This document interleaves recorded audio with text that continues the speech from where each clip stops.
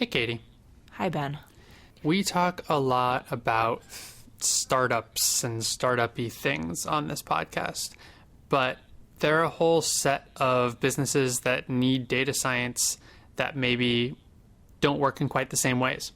Right, that for every Facebook or Netflix or Google or tech-first startup, there's lots and lots of legacy companies that have been around for a long time, that have been doing their thing since long before the internet or cloud computing or any of that was a thing, and that are trying to figure out how to bring data science into their companies. And I would bet, moreover, that a lot of people who listen to this podcast are data scientists who work at companies like that.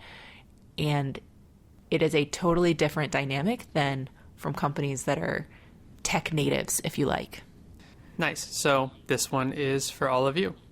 You are listening to Linear Digressions. So this episode is very heavily inspired by a very famous book. It's like a business book called The Innovator's Dilemma. It was written by Clayton Christensen, who just passed away this week. So I was thinking about him a little bit. As of the recording, that is. Yes. There's usually a delay of a few weeks, so you'll be getting this later. But it's a book that is pretty popular with managerial and executive types. And so for a lot of people, I would bet that like your boss's boss might know this argument from business school or something, but a lot of data scientists aren't familiar with it. But I think it's very germane to the task that many data scientists have when they work in these established legacy companies. So you're talking about the IBMs of the world. I think IBM is a really good example, but it's basically any company. I think any company could be a candidate for this. So here's the argument. Here is the question that Clay Christensen is trying to answer in Innovator's Dilemma. Is that at any point in time, you can imagine that it was 20 years ago and you're looking at the market and pick an industry, pick a market and say, what firm is the market leader in this industry right now? And you would see some firm like the Sears Roebuck Incorporated or TWA. Think of these big old companies. IBM, arguably. And these companies were so dominant in their fields that it seemed like at the time they would never lose that edge. And yet, fast forward 20 years, 30 years, 40 years, with striking regularity, they not only did lose that edge, but they, in many cases, fell pretty far behind the rest of the market. And that basically what happens is as technology rolls along and it innovates and new stuff comes out, these firms are disproportionately likely to miss the next technological wave, which then means that they get left behind as technology moves on without them. Right. Hewlett-Packard isn't on that podium anymore. Correct. Yeah. This argument was originally had the computing industry as one of the core tenets, but it's something that repeats itself. And this argument it's not a new argument. No, so this book was written in 1997, if I'm not mistaken. Which is ages and ages and ages ago. Well, it has withstood the test of time. I was actually listening to another podcast this weekend where the hosts were talking amongst themselves about basically this exact hypothesis about how there's big companies that kind of miss the next thing. And so the thing that in particular Clay Christensen was really interested in was like, what are the dynamics that are happening inside of a market or inside of a firm that makes it so difficult for them to catch that next technological advance, right? Because these companies aren't stupid. They know that technically, if you're in a computer company, like that new computers are going to be coming out every year. You know that the technology changes. But in particular, there's types of innovation, technological innovation especially, that are very disruptive and that require you to change around the types of customers that you market to, the business model or the structure of your organization to accommodate, say, faster production schedules or different economies of scale. And so if you're one of these big incumbent firms, you have almost by definition gotten very, very good, very, very efficient at executing on whatever it is that the market is demanding of you right now. Like you are super good at giving your customers what it is they want, and you make a lot of money doing it. And so when something new comes along, it very often pops up in a smaller side market. It's a distraction to you if you try to go capture this new technology and put it into your roadmap. And usually when it first comes out, it's not very good. The new thing is usually not as good as the big established things. Like PCs are, in terms of just pure computing power, they are not as powerful as mainframe computers. And so if you're a big mainframe computer manufacturer and you're looking at this new technology that's coming up and you're like, this is not as good as the thing that I'm selling right now. Like, why would I stop doing this extremely profitable, extremely efficient, well-oiled machine process that I have to go make a bet on this technology that my customers are not asking for and that does not work as well as what I do right now? It doesn't make any sense. That's really interesting. The what doesn't work as well as what I'm doing right now, even if you think, okay, what if this was a mature product, you may be stuck in a way of thinking of measuring your product and this new product against metrics that are not really as relevant to the new product. Like, for example, if you measure desktop machines and laptops, obviously laptops' key selling feature is mobility, right? And you may just not be prioritizing that, given that you sell desktop computers and that's never been a thing you've even thought about. You don't evaluate your desktop computer on its portability, but you do evaluate your desktop computer on its speed, its upgradability, it's less a number of other things. Yeah, it's much less expensive. It's easier, so much easier to repair. You can use the keyboard that you like with it. I don't know. So it seems like it's also a paradigm shift that even if you're willing to make that paradigm shift, you're kind of stuck.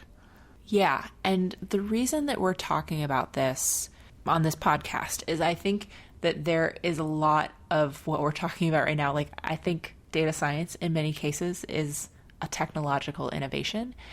And so if you are a good executive at a big legacy company, you see startups, you see Google and Amazon and Facebook, and if they haven't overtaken you already, they're coming up very fast in your rearview mirror.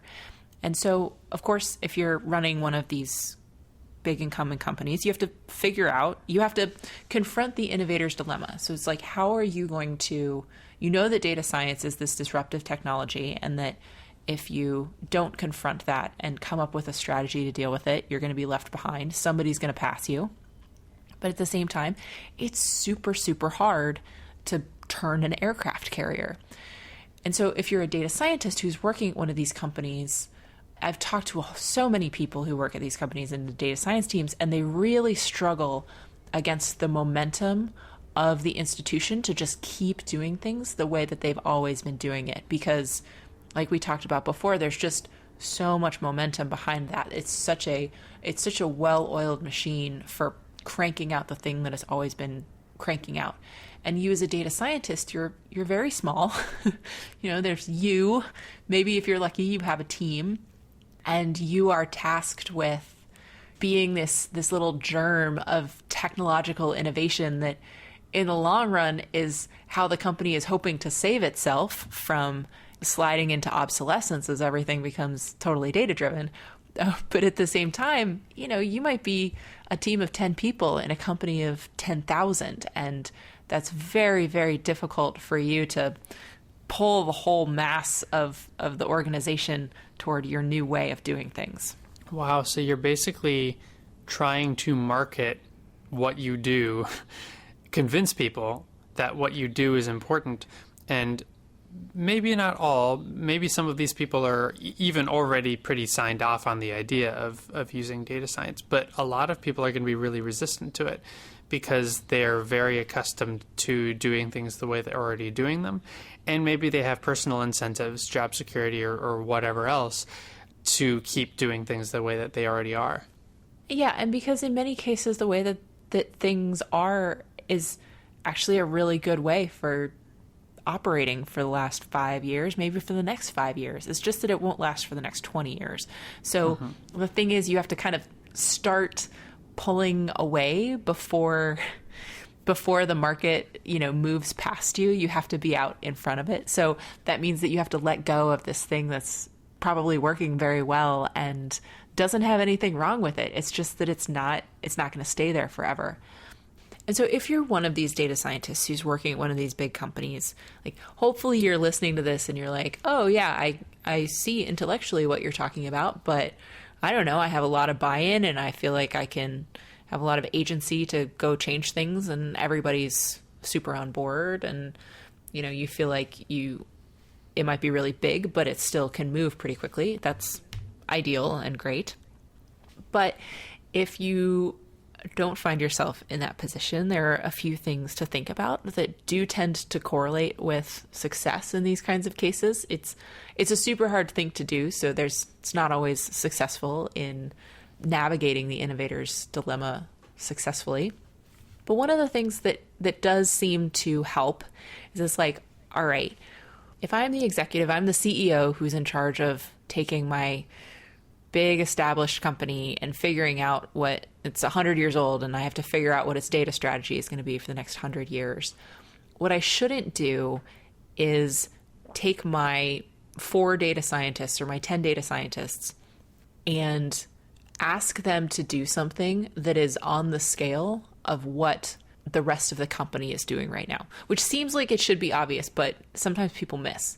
So the idea is if you're the little data science team and you're compared against this big behemoth of a company, you can't be compared on things like the number of dollars that flow through your organization or the size of the transactions that you're able to process or something like this, because you're not big enough yet. You don't have enough of a momentum for the little innovation engine to compete with the big performance engine. So little innovation engine, it needs to stay small and it needs to be evaluated on a different set of criteria than the big company as a whole. Otherwise, the big company will just swallow it. So this means you take your innovation groups and you put them not in the main organization where they can just be kind of trampled by everything else that's going on, but kind of in their own space. They have their own processes. They usually have their own metrics that they optimize towards. They're trying to learn as much as they can. They're not trying to make money because, again, they can't make enough money to make a dent in the overall balance sheet of the company. Instead, what you're looking for is things that are growing quickly or that are learning really fast.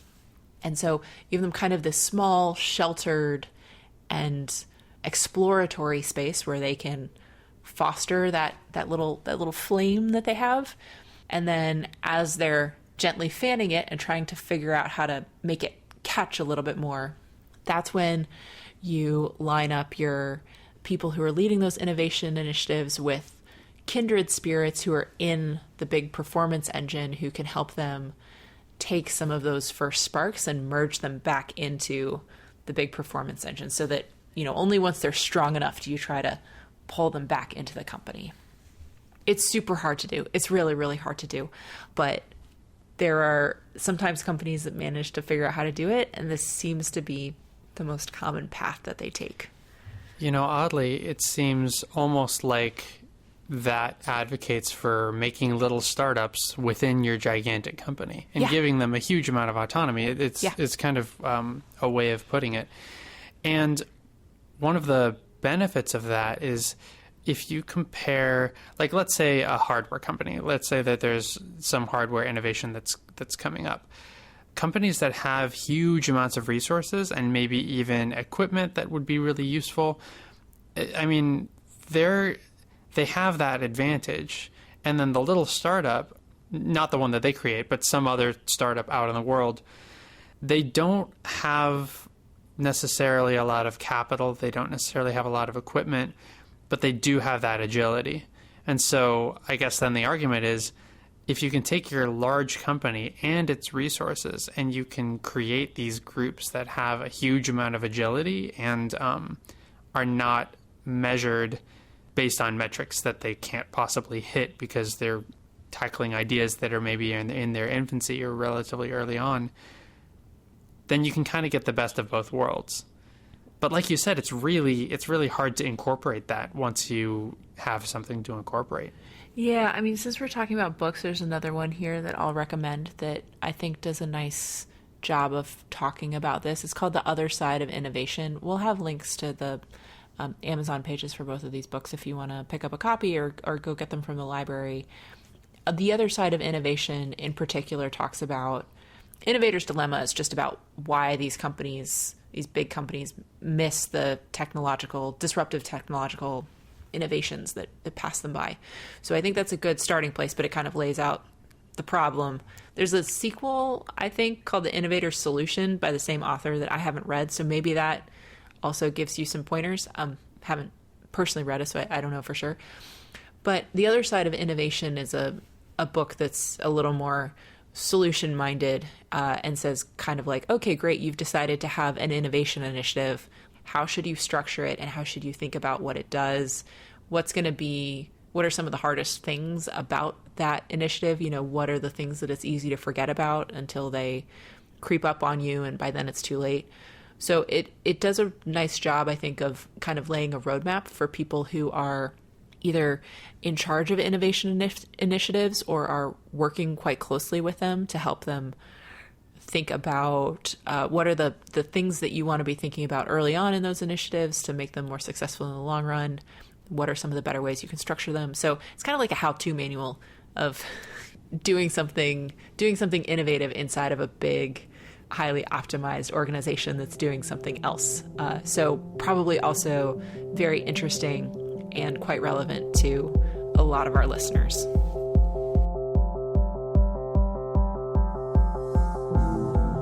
Linear Digressions is a Creative Commons endeavor, which means you can share or use it any way you like. Just tell them we said hi.